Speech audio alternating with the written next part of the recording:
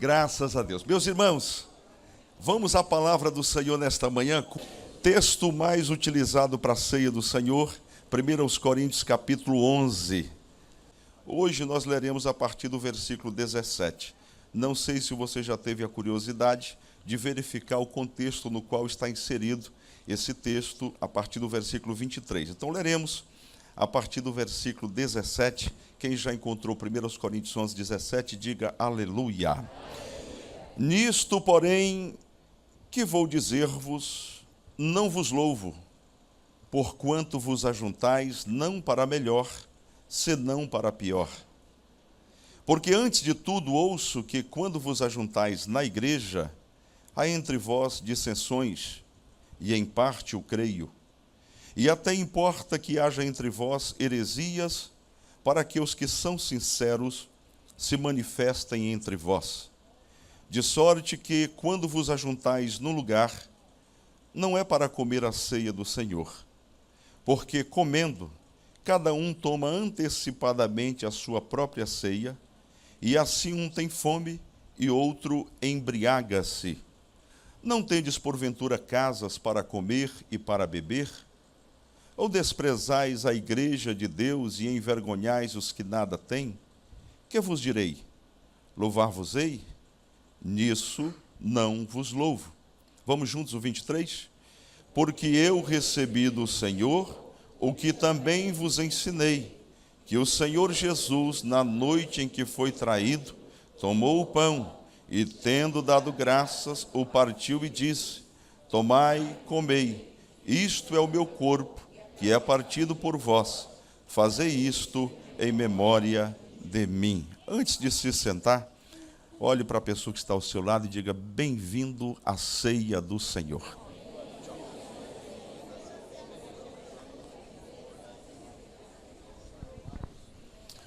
Aleluia, louvado seja o nome do Senhor Jesus. Sente-se e dê-me um pouco da sua atenção. O texto que nós lemos esta noite, como já lhes falei, é parte da mensagem que Paulo transmite à igreja da cidade de Corinto. A igreja de Corinto era uma igreja grega. Cidade de Corinto era uma cidade grega, uma das mais importantes cidades daquela época, vizinha da grande Atenas, e se destacava principalmente por causa dos seus portos, que davam para dois mares diferentes, e assim era a cidade de Corinto uma cidade cosmopolita, onde havia um grande número de pessoas transitando das mais várias partes do mundo. O apóstolo Paulo, sendo um missionário com uma visão extraordinária, colocou no coração e estabeleceu uma igreja naquela cidade. Cidade também marcada pelo pecado. E cumpre-se o que a Bíblia diz: onde abundou o pecado, superabundou a graça. Ali o apóstolo Paulo esteve durante 18 meses, ensinando a igreja, orientando, dando a palavra de Deus conforme ele havia recebido do Senhor.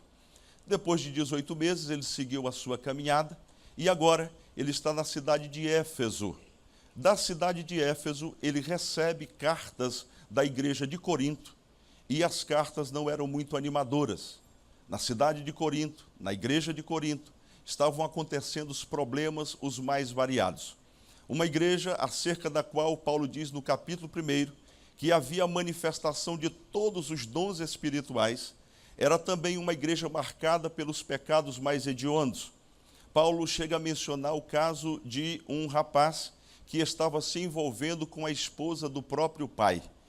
E o que é pior, a igreja estava suportando isto. Paulo traz uma exortação veemente também concernente o uso dos dons espirituais. E nesta manhã salta aos nossos olhos o capítulo 11 de 1 aos Coríntios, e diferentemente do que muita gente pensa, Paulo não começa essa exortação dizendo apenas como a Santa Ceia deve ser realizada. Ele começa esse texto criticando de forma veemente os crentes de Corinto. Depois da conferência Macários, eu confesso aos irmãos que houve uma mudança no meu coração e uma mudança na minha rota. Confesso diante da igreja do Senhor que por um tempo eu fui severamente tentado por Satanás para me tornar um pastor bonzinho, para me tornar um pastor carinhoso, para me tornar um pastor que faz a vontade do povo. E nesta conferência, Deus me repreendeu severamente. Eu entendi claramente que pastor não está na igreja para bajular crente. Pastor não está na igreja para fazer a vontade do povo. Pastor está na igreja para fazer a vontade de Deus, falar a verdade do Senhor, cumprir os propósitos divinos, mesmo que para isso ele pague com a sua própria cabeça. Não foi diferente com João Batista. João Batista trocou. Uma mulher que o acusou, trocou a metade de um reino pela cabeça de João Batista. João Batista era tão valioso que valia mais do que a metade de um reino. Eu quero continuar sendo valioso para Deus, mesmo que para os outros eu não seja importante. E com isto eu quero dizer a você que eu trago uma palavra rápida, direta, objetiva. Quando li esse texto, quando Paulo diz no versículo 17, eu vou ler na versão atualizada para você compreender melhor. Se você tem a Bíblia aberta, observe o versículo 17. Ele diz: entretanto, nisto que vou dizer, não os elogio, pois as reuniões de vocês mais fazem mal do que bem. Pergunte para mim, como é que uma reunião de ceia pode fazer mal? Vamos lá? Como é que uma reunião de ceia pode fazer mal a alguém?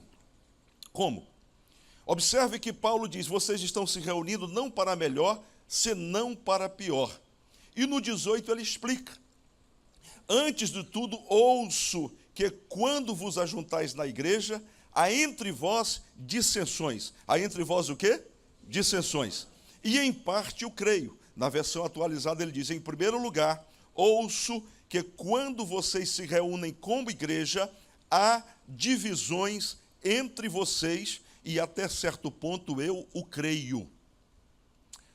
Note que a Santa Ceia daquela igreja, ela era marcada por divisões.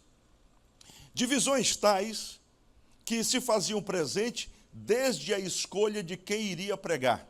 Havia na igreja alguém que gostava mais de Paulo, outro gostava mais de Apolo, outro gostava mais de Cefas, e havia um grupo que não gostava de ninguém, só de Cristo. Já viu aquele tipo de crente que diz, comigo não tem pastor, não tem presbítero, não tem líder, a minha ligação é diretamente com Deus, eu só obedeço a Deus. São pessoas geralmente que não conhecem a palavra do Senhor, porque quem conhece a palavra de Deus, sabe que Deus levanta líderes sobre a face da terra para orientar, para dirigir, para acertar a nossa caminhada. Quem não se submete à orientação da palavra de Deus, não se submete à liderança. Não se submetendo à liderança é uma pessoa que está fadada ao fracasso. Quem conselho não toma, viver não quer, dizia meu velho pai. É melhor ouvir conselho do que ouvir coitado. Quantos nesta manhã querem ser orientados pela palavra de Deus? Pode dar uma aleluia bem bonito. Eu estava agora há pouco ministrando na sala de integração e discipulado. E eu tenho um problema com os óculos. Eu lavo os meus óculos 1, 2, 3 vezes ao dia. Eu não sei se quem usa óculos faz isto. Mas eu lavo os meus óculos e depois eu seco com um papel higiênico, aquele fininho, ou com um guardanapo, para poder limpar bem os óculos. Alguém tem esse hábito aqui? Ou só eu que tenho esse problema? Não, muita gente tem. E eu, hoje pela manhã, fiz uma vez mais. Limpei os óculos direitinho, passei o papel e vim para ministrar. Ministrei a aula inteira. Quando foi no final que eu ia saindo, uma aluna, a quem eu agradeço muitíssimo, disse, pastor, tem uma coisa branca nos seus óculos. Eu parei nos óculos, tirei. Quando eu tirei, era um pedaço de papel higiênico que estava grudado aqui. Pastor, eu dei a aula inteira. Eu cumprimentei vários irmãos do estacionamento até chegar lá na sala. Ministrei a aula inteira. Ninguém me disse que eu estava com um pedaço de papel higiênico nos óculos. Aquela irmã que conheci hoje teve essa liberdade de dizer, tem uma coisa branca nos seus óculos. Você fala, pastor, o que tem a ver com a mensagem que o senhor está trazendo? É que geralmente nós achamos que amigos são aquelas pessoas que não mostram os nossos defeitos. Nós achamos que amigos, amigas, são as pessoas que dão tapinha nas nossas costas e dizem, vai fundo, está arrebentando, Você está linda, menina. Eu nunca vi uma roupa tão bela como a tua. Olha, gostei muito dessa palavra. É isso mesmo, vai em frente. Ouvi certa vez que a maioria de nós prefere ser arruinado pelo elogio a ser salvos pela crítica. É muito melhor ouvir elogios do que ouvir correção. Mas o apóstolo Paulo escreve essa carta e ele corrige os crentes. E a primeira lição que eu extraio aqui nesta manhã é a seguinte: será que as nossas reuniões estão sendo para melhor ou para pior?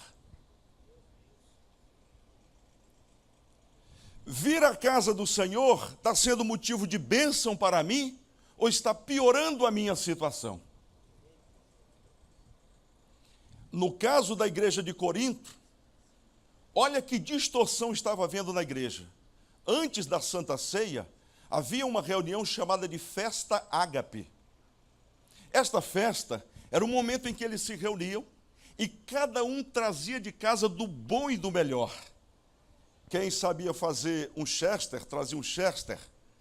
Quem gostava de uma picanha assada, trazia uma picanha assada. Trazia uva, trazia azeite da melhor qualidade. Mas o que estava acontecendo na igreja? Estava acontecendo uma separação, porque antes do momento da Santa Ceia, os crentes se reuniam separados e os de melhor condição comiam juntos do bom e do melhor, e aquele que era pobre e necessitado ficava jogado num canto com fome. É nesse contexto que ele diz: comam em casa, porque a Santa Ceia havia se transformado numa festa de comidas à vontade para alguns e fome para outros. Paulo estabelece a correção e diz que não deveria acontecer daquela maneira. Você diz: pastor, hoje nós não temos festa aqui, nós não comemos, mas eu quero chamar a sua atenção para outro ponto. Quando nós nos reunimos na casa do Senhor, tem que ser para melhor. A minha presença aqui tem que ser de bênção para o meu irmão. E comunhão não é apenas no pedacinho de pão e no cálice. Comunhão é comunicar com os santos nas suas necessidades. É você apertar a mão de um irmão e ter a capacidade de olhar nos olhos dele e dizer: irmão, tomou um bom café hoje? Não tomei, então me acompanhe até a cantina, eu vou pagar um café para você. Compartilhar desta comunhão não é apenas dizer: eu pego um pedaço de pão e um pouco de vinho e estou satisfeito. Que ceia maravilhosa! O que o senhor está dizendo? A Santa Ceia do Senhor deve ser o momento de comunhão da igreja, em todos os aspectos. Eu preciso me identificar com meu irmão e dizer para ele: irmão, vai bem contigo, dá a oportunidade dele se sentir bem em ajudar alguém na sua caminhada. Faço uma observação aqui, porque a DIG tem sido marcada, se não na sua totalidade, mas com a presença de alguns irmãos que são extremamente generosos. Recentemente, o pastor Eliseu me deu uma missão e disse: há um casal carente, os filhos estão dormindo no chão, eles não têm mesa, eles não têm o que comer, estão passando por um momento difícil. E nós fizemos um levantamento aqui. Eu fiquei impressionado. Nós conseguimos cama de casal, colchão de casal. Eu achei que você fosse dar um aleluia para o Mago. Cama de solteiro, colchão de solteiro, mesa com 4 cadeiras, tudo prontinho para aquela família ser abençoada. Há pessoas aqui na DIG que têm essa generosidade, mas eu sei também que há pessoas cuja mão é tão fechada que, se atravessar a Baía de Guanabara com um sorrisal dentro da mão, do outro lado sai sequinho, de tão fechada que é a mão. Eu sei que há pessoas que dão tchau e contam os dedos para ver se não está faltando nenhum. Mas eu venho nesta manhã te exortar pela palavra de Deus. Não é retendo que tu serás abençoado. Abre a tua mão para abençoar pessoas. E Deus vai abrir as janelas dos céus para te abençoar ainda mais. Há 2 mares na Galileia. E você já deve ter ouvido muito essa história. Mas alguns podem não ter ouvido. Nós estivemos lá, eu, o pastor Eliseu, e alguns irmãos aqui já tiveram oportunidade. E o Mar da Galileia, ele é marcado pela vida. É um mar lindo, maravilhoso. Eu tive o privilégio, irmãos, e foi um presente, abro parênteses para dizer isso, de estar hospedado num hotel 5 estrelas, 3º andar. Nós chegamos à noite. Quando eu abri a janela, a cortina do hotel, eu vi as colinas de Golã, pastor. O sol nascendo como se fosse uma lua gigantesca. Os pássaros sobrevoando o Mar da Galileia. E eu disse, meu Deus, isso é uma visão do céu. Peguei imediatamente o celular, como bom brasileiro, disse, já vou fazer a primeira filmagem aqui, com o coração transbordando. Mas eu disse um pouco mais, e conheci também o Mar Morto, o mar onde não há vida, como o próprio nome supõe. Ele apenas recebe as águas. O rio Jordão que passa pelo Mar da Galileia é o mesmo que chega ao Mar Morto. E daí nós extraímos uma grande lição. O Mar da Galileia recebe por um lado e distribui por outro. Por isso a vida. O Mar Morto apenas recebe. E sendo apenas o receptor, nele não há vida. Há uma lição espiritual para nós. Sabe como é que Deus nos abençoa? Quando a gente recebe por um lado e abençoa por outro, na medida da nossa capacidade, da nossa proporção. É recebendo de um lado e distribuindo por outro. E isso vale para o aspecto físico, mental, espiritual, sociológico, em todas as áreas. Se você está recebendo a palavra de Deus, não é para reter no coração. Abre a tua boca, fala para mais alguém, diz que Jesus salva, cura, batiza, leva para o céu. Diga que é bom estar na igreja, que é uma bênção desfrutar deste privilégio. Paulo diz, quando vocês se ajuntam para comer, não está sendo bênção, porque vocês não estão compreendendo a totalidade das implicações da ceia do Senhor. Ele diz no 21, porque comendo cada um toma antecipadamente a sua própria ceia, e assim um tem fome e outro embriaga-se. Não tendes porventura casas para comer e para beber? Ou desprezais a igreja de Deus e envergonhais os que nada têm? Que vos direi? Louvar-vos-ei? Nisso não vos louvo. E ele começa a falar da ceia do Senhor. Deixa eu lhe dizer uma coisa. O momento da ceia do Senhor é um momento de identificação. Quando nós celebramos a ceia do Senhor, nós não estamos apenas dando uma satisfação às pessoas que estão à nossa volta. Nós estamos num momento místico, num momento extraordinário. Quando eu lanço mão deste pão, eu estou dizendo, eu me identifico com Jesus Cristo no seu corpo. Quando eu lanço mão do cálice, eu estou dizendo que o sangue de Jesus Cristo é sobre a minha vida, para me purificar de todos os pecados, para me livrar de toda ação do maligno e me garantir a entrada nos céus de glória. Quem tem essa fé e essa convicção, dê um glória para Jesus. O apóstolo Paulo diz assim, eu recebi do Senhor. Eu fiz questão de estudar como é que Paulo recebeu. E alguém pode pensar o seguinte, Paulo recebeu porque leu os escritos dos evangelhos. Não. Há provas contundentes de que a primeira epístola, o primeiro livro a ser escrito no Novo Testamento, não foram os evangelhos. Esta carta foi a primeira carta a ser escrita, foi o primeiro livro do Novo Testamento. Cronologicamente falando, foi o primeiro livro. Como é que Paulo recebeu? Certamente Paulo recebeu por revelação de Deus. Como é que é isso, pastor? Paulo foi de uma maneira tão tremenda, tocado por Deus, que ele recebeu do próprio Senhor a revelação de como deveria ser a Santa Ceia e o que ela significa para nós. Por isso que ele diz, eu recebi do Senhor o que também vos ensinei. Nós estamos vivendo um tempo de ausência de ensinos consistentes na Bíblia Sagrada. Os irmãos sabem como eu gosto do poder de Deus. Os irmãos sabem como eu defendo a manifestação dos dons espirituais. Os irmãos sabem como temos orado para Deus manifestar o seu poder. Agora deixe-me lhe fazer uma observação. Poder sem ensinamento pode degringolar, pode nos levar a um desvio severo da verdade bíblica. Como é que é o poder gostoso e maravilhoso? É aquele poder que flui da palavra de Deus. Quando você lê a Bíblia diariamente, medita nela, estuda a palavra do Senhor, não precisa se preocupar. Em determinado momento, o Espírito Santo vai se manifestar sobre a sua vida, trazendo esta unção e esta graça. Ceia do Senhor fala de comunhão. E aqui eu vou encerrar falando de comunhão. Em primeiro lugar,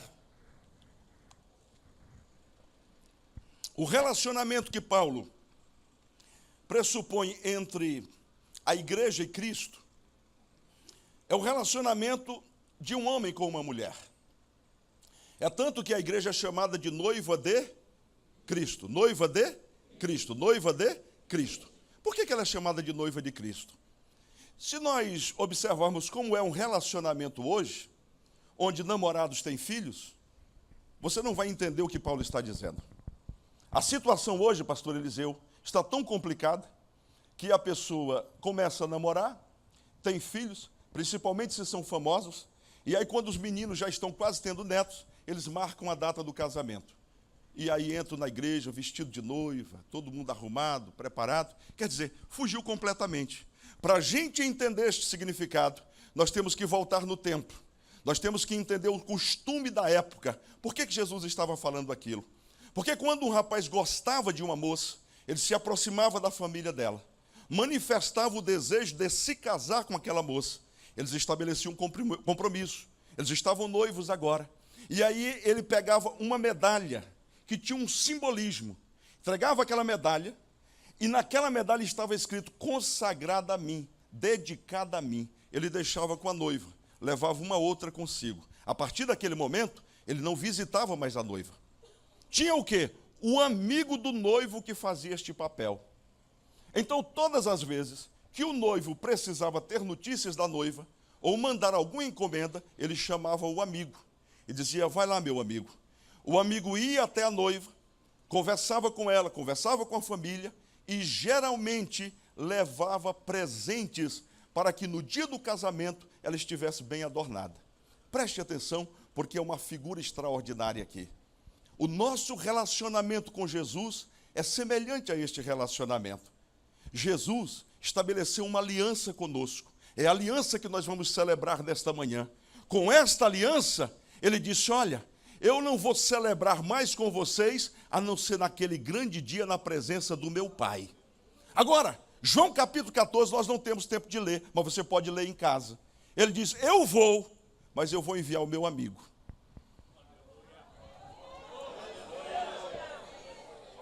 Eu vou, mas eu vou enviar o meu amigo. E o amigo está aqui nesta manhã conosco.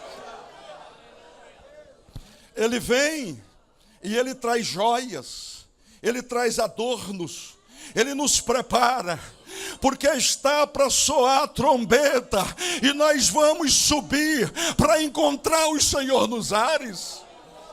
O amigo está nos preparando, está nos adornando, mas não era apenas isso que acontecia.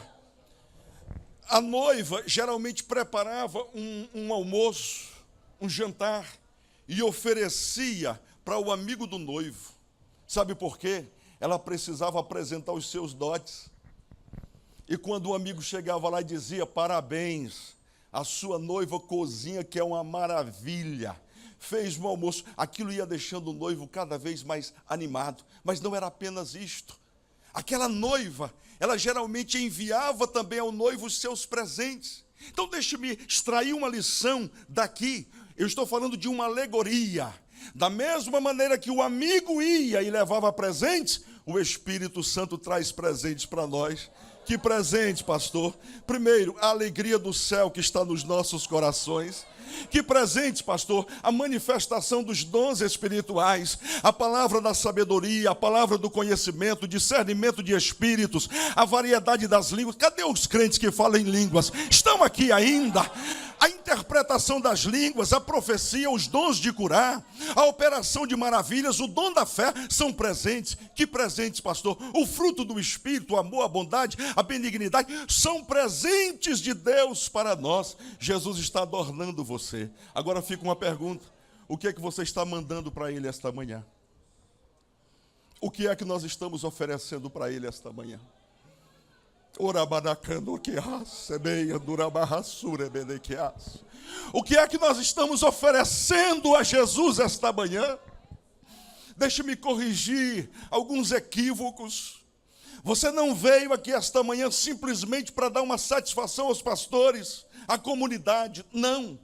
Você veio aqui esta manhã porque você ama o noivo, está apaixonado, apaixonada por ele, e veio oferecer o melhor. Quando você levanta a mão e começa a glorificar, o Espírito Santo colhe esse louvor, essa exaltação, e apresenta Jesus dizendo: a noiva está te glorificando, ansiosa pela tua volta, Jesus.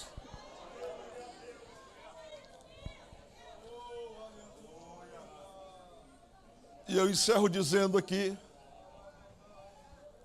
eu vou fazer igual Paulo escrevendo aos Romanos no capítulo 12.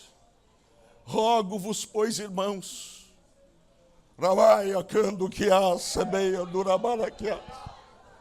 rogo-vos, pois, irmãos, pela compaixão de Deus, que não firam a comunhão da igreja com dissensões e intrigas no nosso meio. O Espírito Santo vem para receber a adoração. O Espírito Santo vem para observar a noiva. O Espírito Santo vem para ajustar o corpo de Cristo. Quando nós nos ajuntamos, nós estamos demonstrando que temos comunhão uns com os outros. Eu separei 2 textos aqui para você não pensar e não dizer que eu estou apenas falando de mim. Estou falando a palavra de Deus. João 13, 34 e 35, palavras do Senhor Jesus. Ele diz: um novo mandamento vos dou, que vos ameis uns aos outros, como eu vos amei a vós. Que também vós uns aos outros vos ameis. 35. Nisto, todos conhecerão que sois meus discípulos, se vos amardes uns aos outros.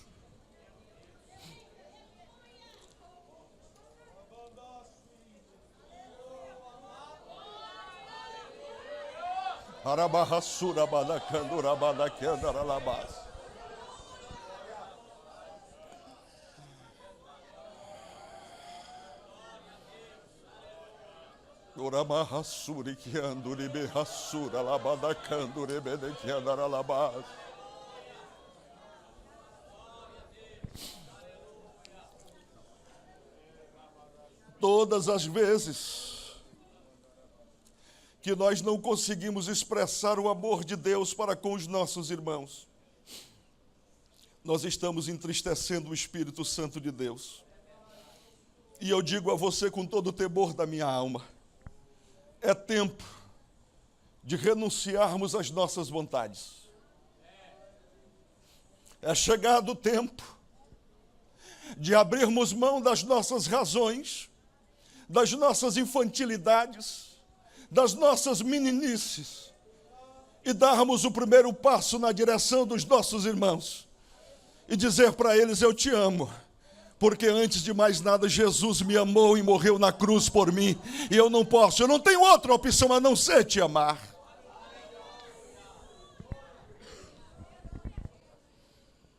Pastor, mas eu tenho razão. Eu já disse aqui tantas vezes: crente não tem razão, crente tem Jesus. Mas não é fácil. Se fosse fácil, o mundo inteiro seria crente. Ser crente é renunciar. Quantas vezes eu tive que abraçar alguém, sabendo que esta pessoa estava querendo a minha morte. E você diz: pastor, isso é hipocrisia. Não é não. Porque eu não faço o que sinto, eu faço o que sei. O grande problema é que nós estamos muito agarrados a sentimentos. Eu não sinto direção, eu não sinto vontade de abraçar o meu irmão. Eu posso não estar sentindo, mas eu sei perfeitamente que este é o caminho para agradar a Deus. E eu vou continuar te abraçando, te beijando e te amando. Mas não sente? Sente. Mas tem uma coisa superior. O amor de Cristo nos constrange. Sabe o que é constranger? É deixar sem graça. É deixar desmontado. O amor é tão grande que diz, o amor de Cristo nos constrange. Julgando nós assim, que se um morreu por todos, logo todos morreram. E se todos morreram, os que vivem agora, não vivem mais para si, mas vivem para aquele que o amou e se entregou a si mesmo por ti. A minha vontade, eu abro mão. A gente canta, eu me rendo, eu me entrego. Para Deus é muito fácil. Dizer para Deus, eu sou pó, eu sou cinza, eu sou miserável, é muito fácil. Difícil é dizer para um irmão, vem cá, meu irmão, eu não posso estar separado de você. Aí a pessoa bota o dedo e diz, mas você fez isso. E quando termina de falar disso, mas eu preciso do teu perdão. Eu vou lhe perdoar, mas não faça mais. Você tem toda a razão, mas eu preciso do teu perdão. Vem cá, me dá um abraço. Nada resiste à força do amor. Nada resiste. E é isso que Deus quer. Fiquemos em pé, eu vou ler um texto para a gente fechar. 1 João. Você tem coragem de dizer amém para esta palavra? Você entende que você não pode ter dissensão com ninguém? Você entende que precisa estar de bem com todo mundo? Está muito fraco esse amém. Eu vou começar a pregar de novo. Você entendeu nesta manhã que o que Deus quer é essa abertura do nosso coração? Cada um de nós tem a sua própria forma de ser. Agora deixa eu me dizer uma coisa. Deus nos ama a todos indistintamente. Todos. Nós somos filhos, comprados com este sangue. Sangue precioso, sangue de Jesus. Eu encerro dizendo, 1 João, capítulo 1, versículo 5 diz, e esta é a mensagem que dele ouvimos e vos anunciamos, que Deus é luz e não há nele treva alguma. Se dissermos, observe isto, se dissermos que temos comunhão com Deus, com Ele, com Deus, e andarmos em trevas, mentimos e não praticamos a verdade. Mas se andarmos na luz, como Ele na luz está, temos comunhão uns com os outros. Comunhão. E o sangue de Jesus Cristo, seu Filho, nos purifica de todo o pecado. Quem está na luz aqui esta manhã? Quem está debaixo do poder deste sangue, sangue de Jesus? Quem está amando o seu irmão como Jesus amou? Versículo 8, se dissermos que não temos pecado, enganamo-nos a nós mesmos e não há verdade em nós. 9, se confessarmos os nossos pecados, olha a condição, Ele é fiel e justo para nos perdoar os pecados e nos purificar de toda injustiça. Curve a sua cabeça, feche os seus olhos.